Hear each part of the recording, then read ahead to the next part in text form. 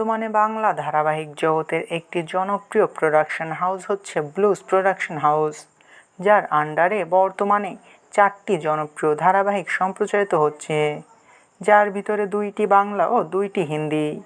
বাংলা 2টি হচ্ছে স্টার জলসার পর্দার পরশুরাম ও প্রফেসর বিদ্যা ব্যানার্জি, তো অন্যদিকে হিন্দি 2টি হচ্ছে আরতি অঞ্জলি আওয়াস্তি ও মিস্টার অ্যান্ড মিসেস পরশুরাম।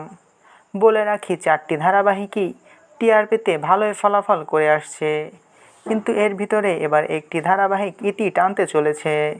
সেটি হচ্ছে স্টার প্লাসের জনপ্রিয় ধারাবাহিক আরতি অঞ্জলি আওয়াস্তি, যে ধারাবাহিকে প্রধান ভূমিকায় অভিনয় করছেন জনপ্রিয় বাঙালি অভিনেত্রী শ্রীতমা মিত্র। এই ধারাবাহিকটি ব্লুজ প্রোডাকশন হাউসের আরও এক জনপ্রিয় ধারাবাহিক গীতা এলএলবির হিন্দি রিমেক। ব্লুজ প্রোডাকশন হাউসের হাত ধরেই গীতা এলএলবির হিন্দি রিমেক এসেছিল স্টার প্লাসের পর্দায়। প্রথম থেকে টিআরপিতে ছক্কা হাঁকিয়েছে এই ধারাবাহিকটি। তারপরে টাইম স্লট পরিবর্তন করার পরে টিআরপি একটু কমে গেলেও নিজের স্লটে যথেষ্ট ভালো টিআরপি দিচ্ছিল আরতি অঞ্জলি আওয়াস্তি। কিন্তু কথায় বলে, যা শুরু আছে তার শেষও আছে। অবশেষে ব্লুজ প্রোডাকশন হাউসের এই ধারাবাহিকটি ইতি টানতে চলেছে।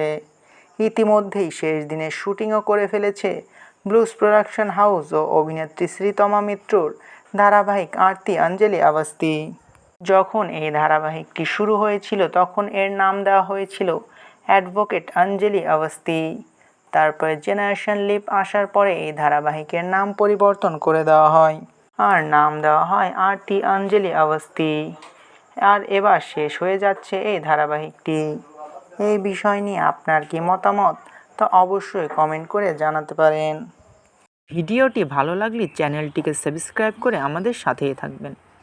আপনাদের ভালোবাসায় আমাদের সামনে এগিয়ে যাওয়ার শক্তি যোগায়।